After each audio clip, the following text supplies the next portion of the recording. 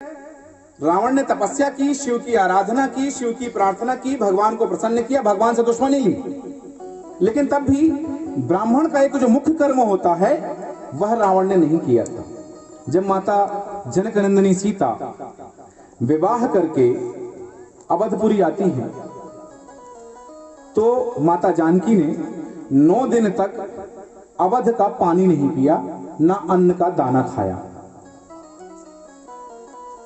9 दिन हो गए, उन्होंने एक गिलास पानी नहीं पिया, ना अन्न का दाना खाया। माता कौशल्या ने पूछा कि हे पुत्री, क्या तुम्हें अपने पिता की याद आ रही है?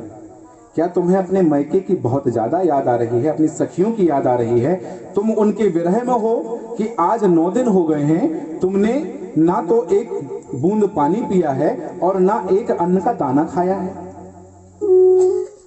उन्होंने कुछ नहीं कहा, प्रणाम किया कि माता कोई बात नहीं। सुमित्रा जी आई, सुमित्रा जी से भी उन्होंने यही बात कही कि माता कोई बात नहीं है। लेकिन कैकेयी जी आई और माता कैकेयी ने पूछा कि हे जनक नंदिनी, हे सिया राम दुलारी, तुम उदास हो, 9 दिन हो गए, पानी नहीं पिया, अन्न नहीं खाया, क्या बात है? सीता जी जानती थी कि माता कैकेयी राम जी के बहुत घनिष्ठ हैं, बहुत निकट हैं, इनका आग्रह नहीं टाल सकते।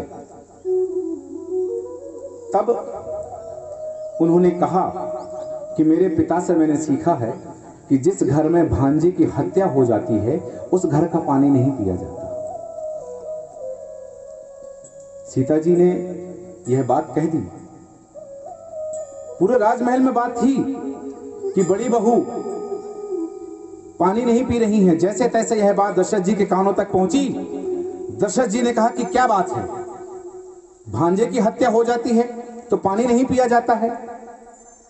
कैकेयी आई, कैकेयी ने बताया कि हाँ, जनक दुलारी यही बात कह रही हैं। दशरथ जी को याद हो आया कि हाँ, मैंने अपने भांजे की हत्या की है, मैंने श्रवण कुमार का वध किया है। उन्होंने कैकेयी को पूरा स्मरण बताया कि जब मेरी अवस्था 55 वर्ष की थी तब मैं आखेट के लिए गया था, शिकार खेलने गया था, और श्रवण कुमार का पूरा चरित्र बताया कि श्रवण कुमार, मैंने शब्दभेदी बाण छोड़ा। आप सभी जानते हैं श्रवण कुमार की कथा कि शब्दभेदी बाण छोड़ा दशरथ जी ने, नदी में डुब डुब की आवाज आई, उन्हें लगा कोई हिरण है, और वहां श्रवण कुमार तुम्बी में पानी भर रहे थे और वह बाण जाकर के दशरथ जी का छोड़ा हुआ बाण श्रवण कुमार को लगा। जैसे ही दशरथ जी वहां पहुंचे, श्रवण कुमार ने कहा, मामा जी प्रणाम। दशरथ जी ने कहा, तुम मुझे मामा क्यों कह रहे हो? क्या मैं तुम्हारा मामा हूं? श्रवण कुमार ने कहा कि जी महाराज, मेरी माता ने कहा है कि उनका जो भाई है उसके माथे पर तिलक है, और सूर्यवंशी तिलक जिसके माथे पर होगा वह उनका भाई मेरा मामा होगा। और आपके माथे पर मैंने तिलक देखा। तिलक बहुत बड़ी पहचान होती है। तिलक सब कुछ बता देता है। जो त्रिपुंड लगाए है वह शैव परंपरा का है, जिसने रामानंदी कृष्णानंदी तिलक लगाया वैष्णव परंपरा का है, जो गोल बिंदी लगाते हैं वो मातृशक्ति परंपरा के हैं, शाक्त परंपरा के कहलाते हैं, शक्ति की आराधना करने वाले कहलाते हैं। जो आधा त्रिपुंड लगा करके फिर आधा त्रिशूल बनाकर त्रिपुंड लगाते हैं वो गौड़ परंपरा के कहलाते हैं। जो पूरा गोल बना के बीच में रेशे निकालते सौर्य परंपरा के कहलाते। त्रिपुंड सबकी जाति बता देता है। 5 संप्रदाय हैं हमारे सनातन धर्म में, शैव संप्रदाय, वैष्णव संप्रदाय, शाक्त संप्रदाय, गौड़ संप्रदाय और सौर्य संप्रदाय। शैव संप्रदाय जो शिव की पूजा करते हैं, वैष्णव संप्रदाय जो विष्णु की और नारायण की पूजा करते हैं, शाक्त संप्रदाय जो शक्ति की आराधना करते हैं, गौड़ संप्रदाय जो गणेश की आराधना करते हैं, सौर्य संप्रदाय जो सूर्य की उपासना करते हैं। 5 ही संप्रदाय हमारे सनातन धर्म में। सूर्यवंशी तिलक लगा था राजा दशरथ के माथे पर। तिलक देख करके श्रवण कुमार ने मामा कहा। दशरथ जी ने पूछा कि तुम मुझे मामा क्यों कह रहे हो? तब उन्होंने बताया कि माथे पर तिलक है इसलिए मामा कह रहा हूं। आग्रह किया कि मेरे प्राण जा रहे हैं, आप यह जल ले जाकर के मेरे माता पिता को पिला दीजिएगा। दशरथ जी वह जल लेकर के गए और देखा कि उनकी बहन सुहांगी, जिनका ब्याह शांतनु मुनि से हुआ था, वही सुहांगी कांवर में बैठी हुई है और शांतनी मुनि कांवर में बैठे हुए। जल पिलाने के लिए कहा कि आप जल पी लीजिए। पूरी कथा कि मेरा बेटा क्यों नहीं आया, कथा सुनाई कि ऐसा हो गया। उन्होंने श्राप दिया। दशरथ जी की बहन सुहांगी और ऋषि शांतनी ने श्राप दिया कि आज हम अपने प्राण पुत्र वियोग में त्याग रहे हैं। राजा दशरथ, तुम भी एक दिन पुत्र के विरह में अपने प्राण त्यागोगे। राजा दशरथ जी को खुशी हुई। राजा दशरथ जी ने जब यह श्राप सुना कि सुहांगी ने कहा, उनकी अपनी बहन ने कहा कि जिस तरह से हम पुत्र के वियोग में प्राण त्याग रहे हैं, उसी तरह तुम भी पुत्र के वियोग में त्यागोगे अपने प्राण। राजा दशरथ जी मन में प्रसन्न हो गए कि चलो इनका श्राप तो फलेगा, क्योंकि श्राप या वरदान जो भी दिया जाता है फलित जरूर होता है। और यदि मेरी बहन ने श्राप दिया है कि मेरे प्राण पुत्र वियोग में जाएंगे, तो मुझे मरने से पहले पुत्र तो मिलेगा, क्योंकि मेरा आज तक कोई पुत्र नहीं है। कभी कभी श्राप भी वरदान बन जाता है। राजा दशरथ ने वह श्राप अंगीकार किया। वही कथा स्मरण हो आई तो वो गए।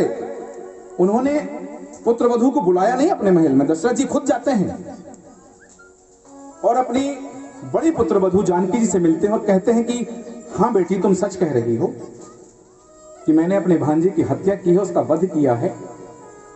और तुम कहती हो कि जनकपुरी में यह प्रथा है कि जिसके घर में भांजे की हत्या हो जाए उसके घर का पानी नहीं पीना चाहिए। तो मुझसे यह अपराध तो हो गया है, मैं इस अपराध से कैसे मुक्त हो सकता हूं, यह उपाय तुम बताओ।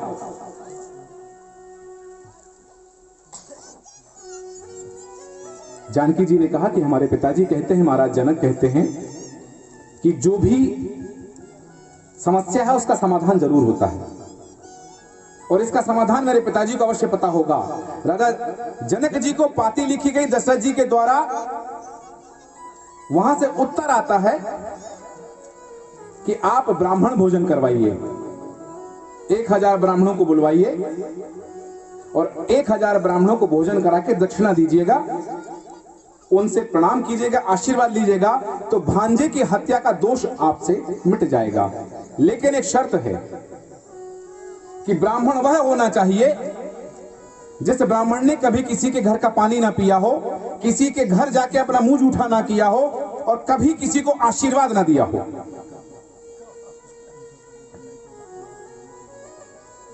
ऐसा ब्राह्मण ढूंढा जाने लगा।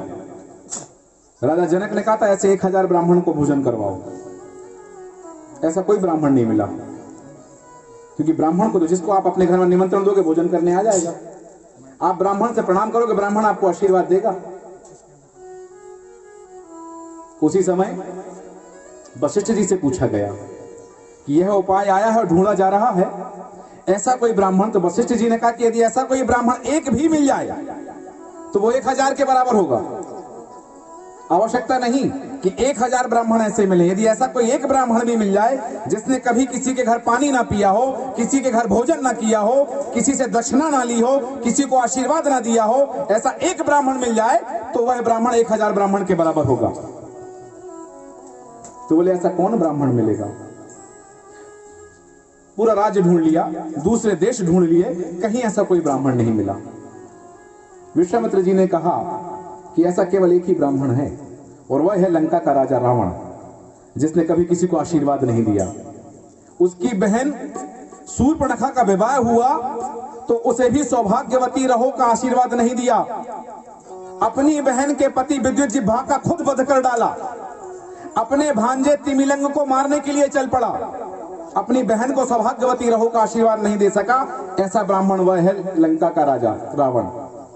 और लंका का राजा रावण ब्राह्मण है, उसे कभी किसी ने खाने पर नहीं बुलाया। कौन बुलाया? निशाचर राज को। उसने रावण को कभी किसी ने भोजन पर नहीं बुलाया। एक ही है। दशरथ जी ने पत्र लिखा कि हे लंका के राजा रावण, आप विद्वान हैं, आपको प्रणाम है, और आप अवधपुरी में एक समय भोजन के लिए पधारिए।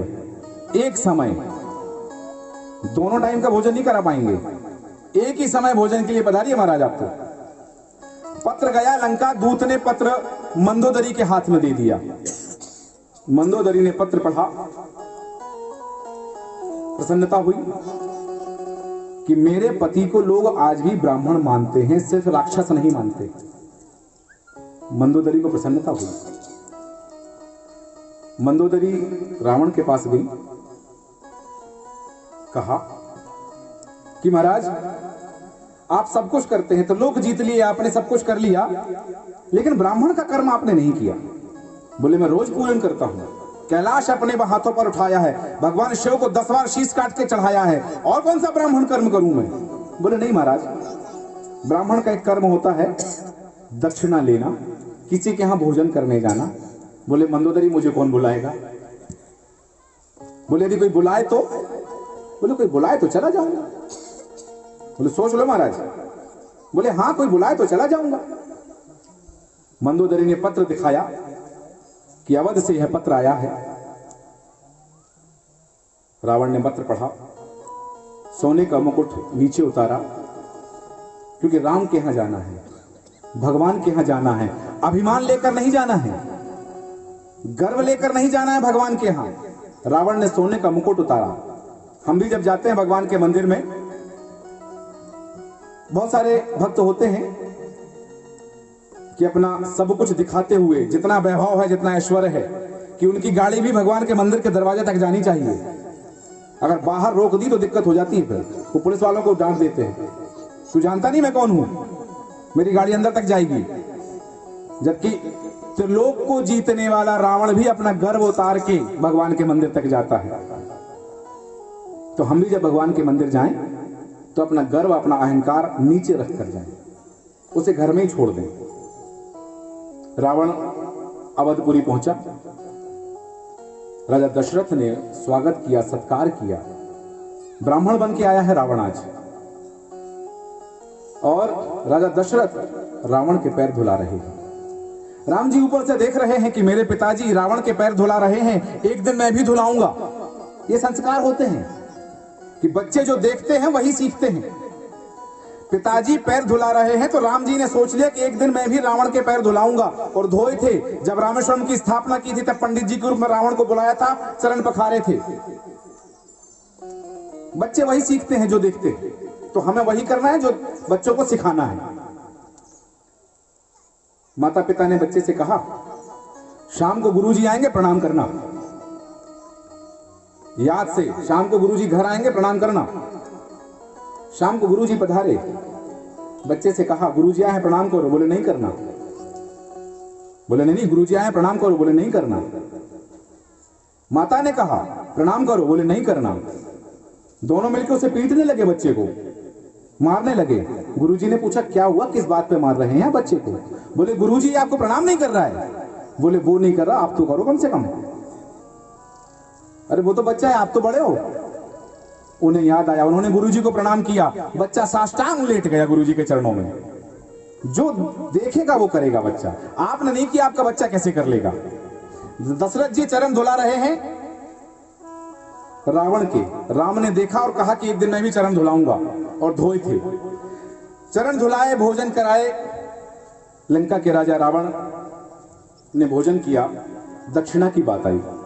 दशरथ जी ने कहा हे ब्राह्मण देव, दक्षिणा मांगिए, हम आपको क्या दे सकते हैं?